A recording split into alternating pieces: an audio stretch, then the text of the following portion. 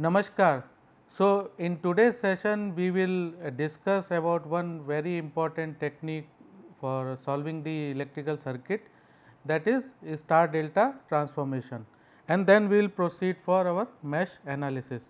So, now let us see what do you mean by star delta transformation. Generally you might have seen that the circuit is not so simple where you have only the resistors or inductors or capacitors in series or in parallel, but it is a combination of series, parallel, and sometimes it is having a different shape.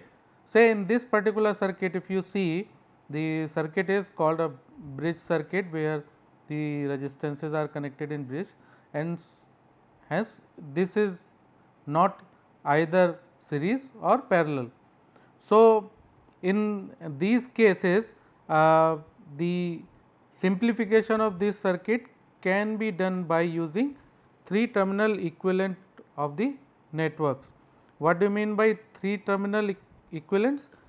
Basically those circuits which are in the form of Y or T or delta, or alternatively you can say pi network, are generally considered as a 3 terminal networks. Now, if you see this particular figure, this is a Y or you can say this is a star circuit where you see the resistances are connected in star form. At the same time you can also, if you stretch it a little bit, it will become a T network. So, basically the star or T are same type of circuits. Similarly, if you see this particular figure which is delta, their resistances are connected in the triangular format. If you expand or if you twist a little bit, you can convert that delta into a pi format. So, essentially delta and pi both are same, the only thing is that the change in the orientation of the elements. So, now in all these circuits what you can do, you can create the terminals like 1, 2, 3, 4 in this case, and similarly for T also you can write the names of the terminals like 1, 2, 3, 4, and for delta or pi also. Now, these circuits are you can see them either part of very large network or they can be the circuit themselves. Now, the question is that how to solve it. Now, if you convert delta to star, then sometimes it is more convenient to work in star than in delta, and you can solve the circuit which contain delta configuration.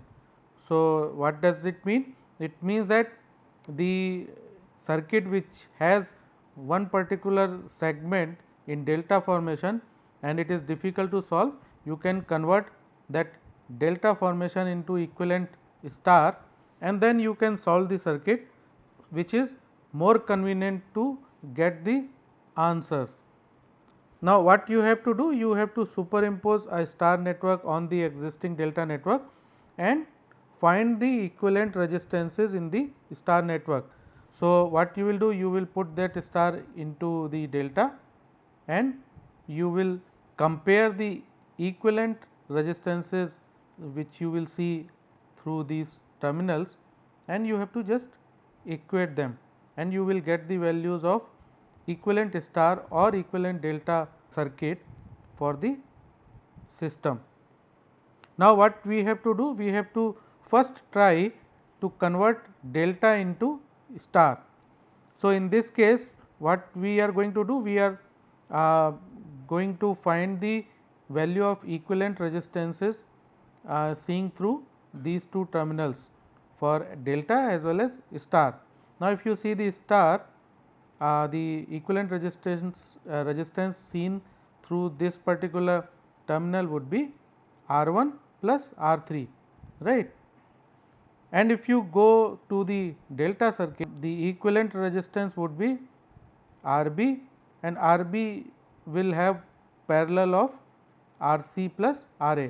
So, that is why R12 for delta would be RB in parallel with RA plus RC, and R12 in star would be simply R1 plus R3.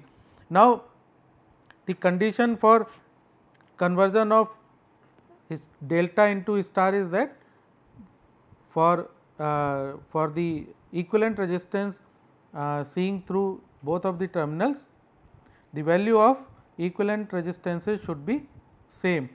So, that means that you have to equate R12 for star equal to R12 for delta. Now, if you put the values of R12 star, we got R1 plus R3, and for R12 delta, that was RB in parallel with RA plus RC. So, if you simplify, then it will become RB into RA plus RC in bracket divided by RA plus RB plus RC. Similarly, for R13 also you can write that is value would be R1 plus R2. R13 means if you see from this side, so you will see by seeing from this side the resistance would be R1 plus R2, and for the delta configuration R13 would be RC in parallel with RA plus RB. So, this will become RC into RA plus RB in bracket divided by RA plus RB plus RC. Similarly, for R34 you will have, for star you will have resistance equal to R2 plus R3, and for delta you will get value as RA in parallel with RB plus RC. So, that will become RA into RB plus RC divided by RA plus RB plus RC. Now, if you subtract equation 4, that is this equation, from equation 2, that is this equation. So, what you will get? You will simply get R1 plus R3, that is you got from here, minus R2 minus R3. So, what you will get finally? Finally, you will get R1 minus R2, and if you simplify these two terms, if you take the negative of this and add into that, you will get RB RA plus RC. Denominator will remain same because that is RA plus RB plus RC, minus that will be RA RB minus RA RC. Now, RA RB you will get from here, RA RB you will get from here, and it will cancel out. So, finally, what you will get? RC would be common in both of the cases, RC you can take out, and then finally, you will get RB term. Basically, if you expand it, it will become RA RB RA and RB RC.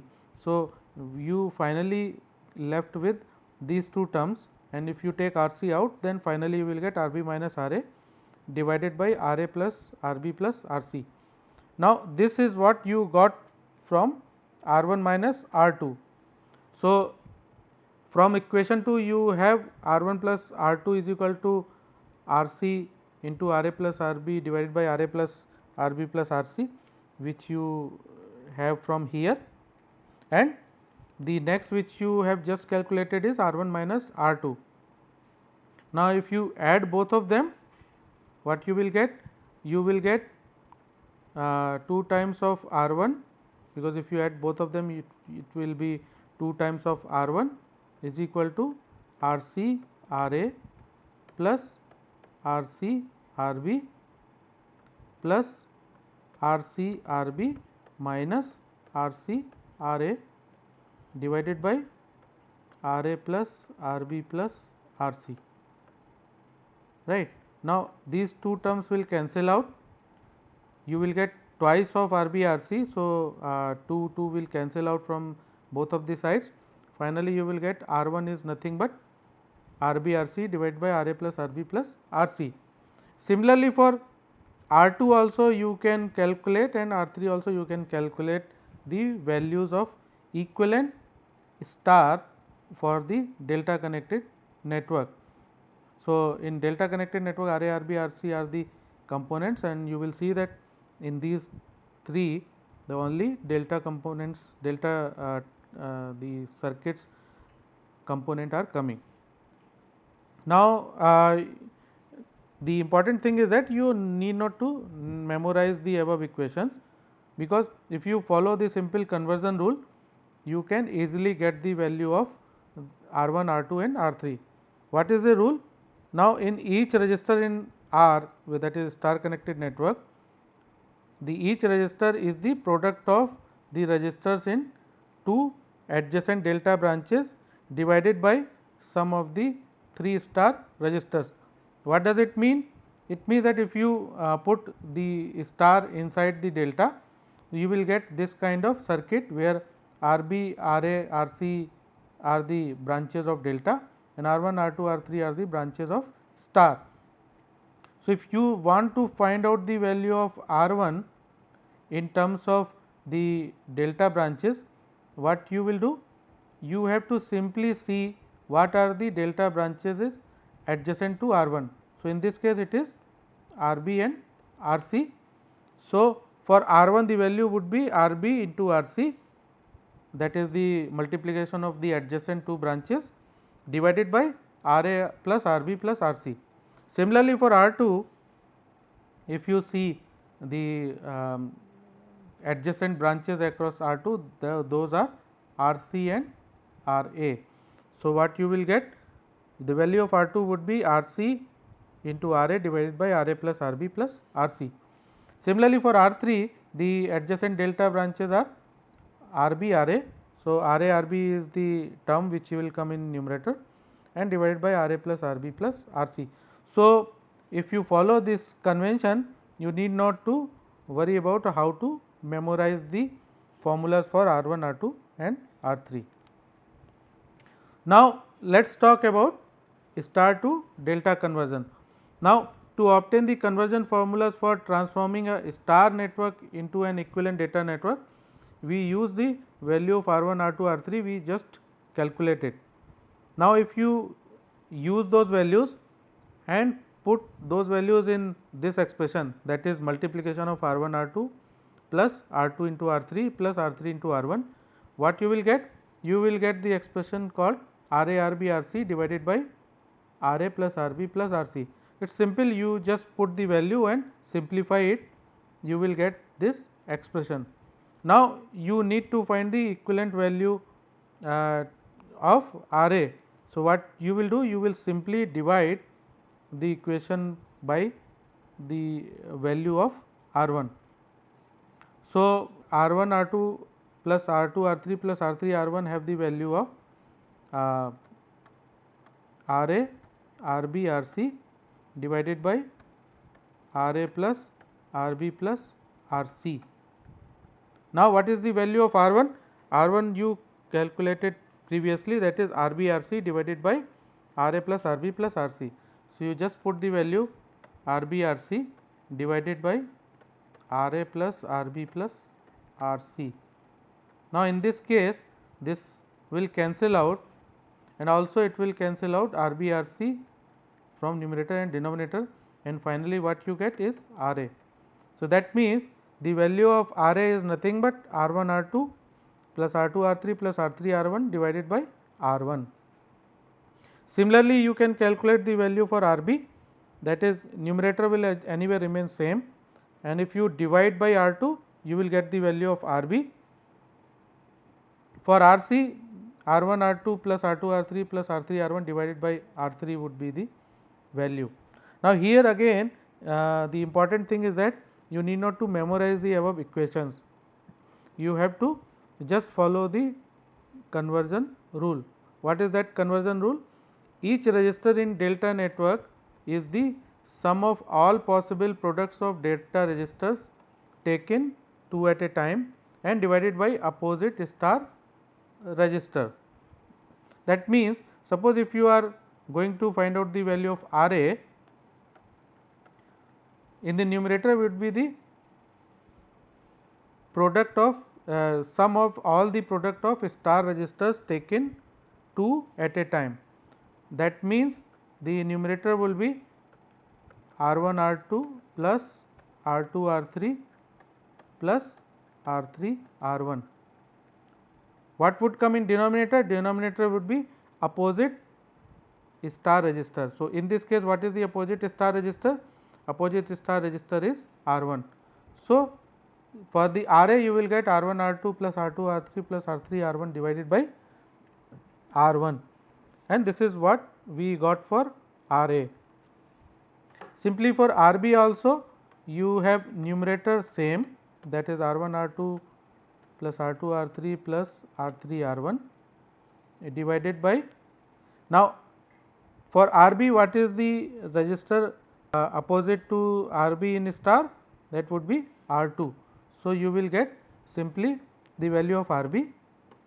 Similarly, for RC it will be R1 R2 plus R2 R3 plus R3 R1 divided by, see the value opposite to RC, that is R3.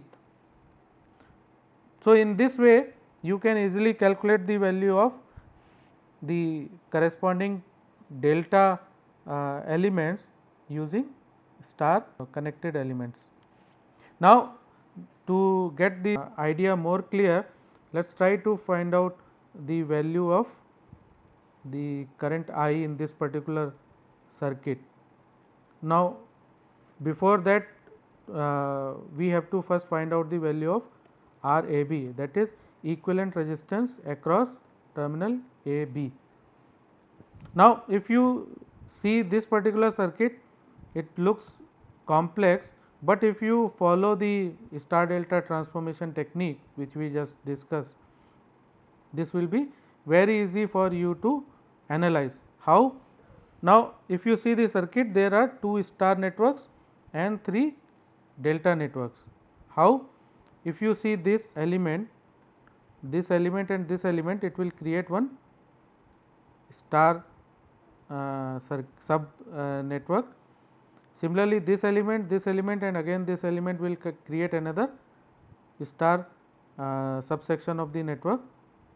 Similarly, if you see these two and this particular element, it is like a pi, means this is again a delta connected section, and similarly this also is a delta connected section. Third one is this and this is again a delta connected subsection of the network. So, it means that we have 3 delta subnetworks and 2 star subnetworks. Now, to simplify it, you have to just transform one of these so that you can simplify. Now, let us convert the star network comprising of 5, 10 and 20 ohm resistors. So, 5, 10 and 20. So, these are the 3 resistances. Let us put the value R, this is R1, that is 10 ohm, R2 is 20 ohm and R3 is 5 ohm. So, if you have to create equivalent delta, there will be one segment here and third segment would come here. So, what would be the value of this? We just calculated the value for delta element. This would be the the sum of the product of 2 elements, all possible products of 2 elements in a star. So, here what would be the first element? 5 into 10 plus 10 into 20 plus 20 into 5 divided by what we write in the denominator, we write the opposite star element. So, what would be in this case? Opposite star element is 20. For this particular segment, the opposite star element is 20 ohm, right. So, what would be the value of this element? If you simplify, this will become 350 divided by 20 is nothing but 17.5. So, the value of this would be 17.5, right. Similarly, for this segment also you can calculate, anyway this will always remain same. So, you have to simply divide it by 5 ohm, you have to simply divide 350 by 5 ohm. So, this segment value would be 70, and for this again you have to simply divide 350 by opposite element, that is 10 ohm. So, you will get 35. So, what you have got now? You have got these three values, that is what we calculated just now. Now, if you see this particular subsection of the network, you can see that these two are in parallel, these two are again in parallel, and these two are again in parallel. So, if you combine both all the parallel elements, what you will get? You will get simply, if you take the equivalent of these two elements, you will get 7.292 ohm. If you take the equivalent of these two elements, you will get 10.5 ohm, and again if you take the equivalent of these two elements, you will get 21 ohm. So, now this is even very simple circuit which you can easily consider for the calculation of equivalent resistance across A and B terminal. So, what you get? You get RAB is nothing but 9.632 ohm. So, these two are in series and their summation would be in parallel with 21 ohm. So, you will simply get the value of RAB, and now what would be the current? Current you have to just simply divide the resistor, the voltage by equivalent resistance which we have just calculated. So, voltage is 120 volt. If you divide by 9.632, you will get current as 12.458 ampere. Now, let us talk about mesh analysis. This is also one of the important component in our circuit analysis. Why? Because it provides another general procedure for analyzing the circuits using mesh currents. Mesh currents, or you can say loop current, as a circuit variable. So, if you see in this figure, so these currents I1 and I2 are called as a mesh current, and it is different from the branch current, because branch current flows in a particular branch of the circuit, and loop will be same current flowing through a particular loop which we have just saw in this particular case. Now, this is mesh analysis, also called loop analysis, or you can say mesh current method. Now, here instead of element current as circuit variable, we use mesh current as a circuit variable, because it is very convenient and it reduces the number of equations that must be solved simultaneously. Like in this case, if you see, there are only two variables related to mesh current, but if you take the branch variable, you will have one for branch current for R1, similarly one branch current for R3 and one branch current for R2. So, here you have three variables if you use branch current method, while in case of mesh current method you will have only two variables. So, it means that you can reduce the number of equations required to solve the circuit. Now, there is a little difference between loop and mesh. Loop can be considered as a closed path with no node passed more than once. So, here this is a loop and this is also a loop, because it is not tracing one node at one node two times.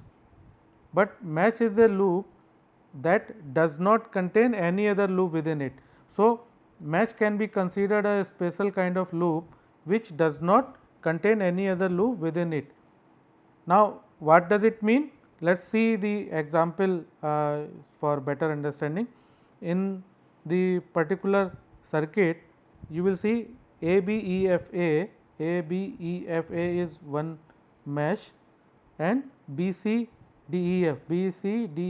is another mesh, but ABCDEFA is not a mesh, ABCDEFA. So, outer loop is not a mesh. Why? Because it contains two loops inside. So, that is why mesh is considered to be a special kind of loop which does not contain any other loop within it. Now, you can simply apply the Kirchhoff voltage law to find the unknown currents. One of the important property of mesh analysis is that mesh analysis is only applicable to the circuit that is planar. Planar means the circuit is the planar which can be drawn in a plane with no branches crossing one another. So, it means that if you see this particular figure, the branches are separate and no any branch is cutting any other branch. While in this particular case, if you see, this is non-planar circuit because the branches are cutting across and it is not in a plane, it is now become a 3-dimensional circuit. So, that is why the mesh analysis cannot be done for these type of circuits, but it can be done for planar circuits. Now, another important thing is that sometimes when you see the circuit, it looks like this circuit, right, and you will see that lot of branches are cutting across. So, at the first instance you will consider it as a non-planar, but if you can redraw the circuit in such a way that it can become a planar circuit, then you can use the mesh current method to analyze it. What does it mean?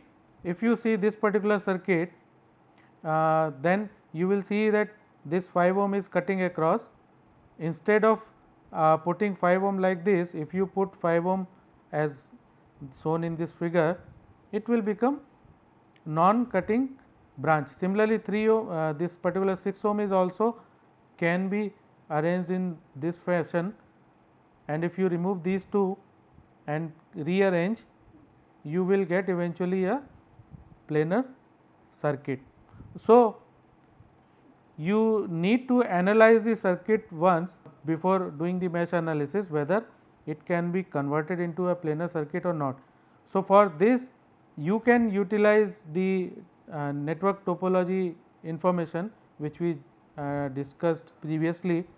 So, when you create the topological network of this circuit, and if you rearrange the nodes and branches in such a way that their connectivity information is not changed, then you can easily find out whether that particular non-planar circuit can be converted into planar circuit or not.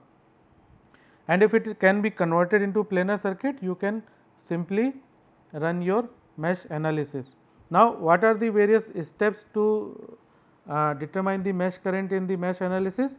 You have to assign first mesh currents I1, I2, I3 and so on for number of meshes.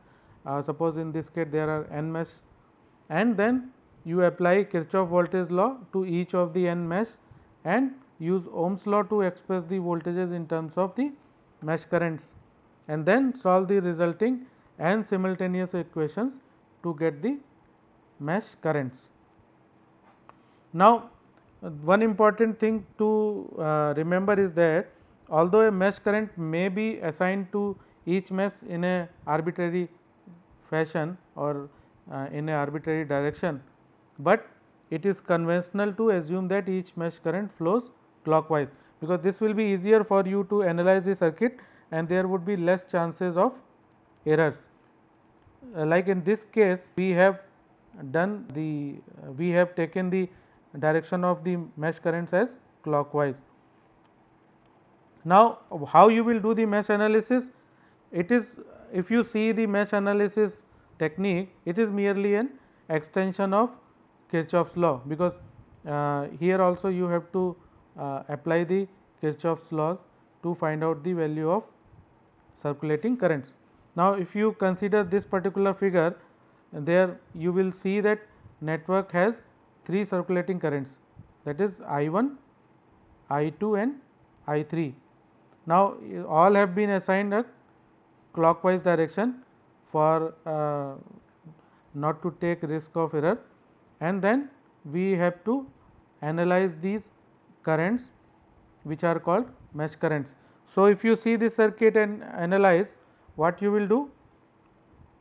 You will use Kirchhoff's voltage law in each mesh, and then you will try to find out what would be the equations for those mesh currents.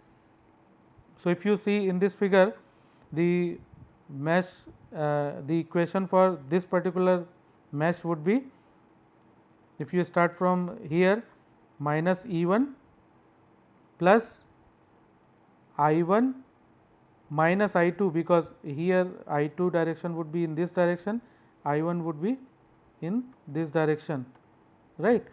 So, for Z2 it will be I1 minus I2 into Z2 plus I1 into Z1. So, if you write, then it will become minus E1 plus I1 minus I2 into Z2 plus I1 Z1 is equal to 0. Now, if you rearrange, what you will get? You will get I1 into Z1 plus Z2 minus I2 Z2 equal to E1, right. Similarly, for these two also you can write here. For I2, what you can write? You can write the summation of all the impedances this current is seeing, that is Z2 plus Z3 plus Z4, and then minus of I1 Z1, because here the I2 is flowing in opposite of I1. So, I1 Z2 with negative sign will come. Similarly, for Z4 also I3 with negative sign will also come. For this particular mesh, what would be the value? This would be I1 I3 into Z5 plus Z4 minus I2 into Z4, because in Z4 I2 is flowing in opposite direction of I3, and then equal to minus of E2. So, now we got these three equations. Next step is that you have to analyze these particular equations and find out the value of current I1, I2 and I3. And the important thing is that the branch currents are determined by taking the phasor sum of mesh currents common to that branch. That means, if you see this figure, for this particular branch, the branch current would be phasor sum of these two. Phasor sum means you have to consider the direction. So, for this particular segment, the branch current would be I1 minus I2. Now, you can now notice that branch currents are different from the mesh currents, and this will be the case unless mesh is an isolated mesh. Now, the question would come, how you will verify whether you have written all the equations which are required for the analysis. You have to take the help of theorem of network topology. So, if you see the theorem of network topology, it says that number of branches are equal to number of loops plus number of nodes minus 1. So, in this particular figure, if you see, you will have 1, 2, 3 nodes and 1, 2, 3, 4 and 5 branches. So, number of nodes are 3, number of branches are 5. So, how many loops are there? Loops in that particular circuit would be equal to 3. That means that 3 independent loops, and therefore, 3 independent equations are required to solve the circuit.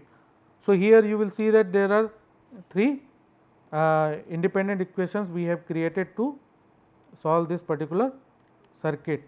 Now, let us take one example quickly, so that you can understand what we discussed till now. So, if you see this particular circuit and you write the equations for all 3 mesh currents, what you can write here is, for I1 is 3 plus 5 into I1 minus 5 times of I2, because I2 and I1 are in opposite direction, that would be equal to 4. And similarly, for here you will get summation of all the resistances coming in the loop of I2 multiplied by I2 minus 5 into I1 minus 1 into I3 equal to 0. Similarly, for this loop also you can write 1 plus 8 that is 1 plus 8 into I 3 minus 1 of I 2, because I 3 and I 2 are in opposite direction, then it is equal to minus 5. Now, if you rearrange, you will get these three equations,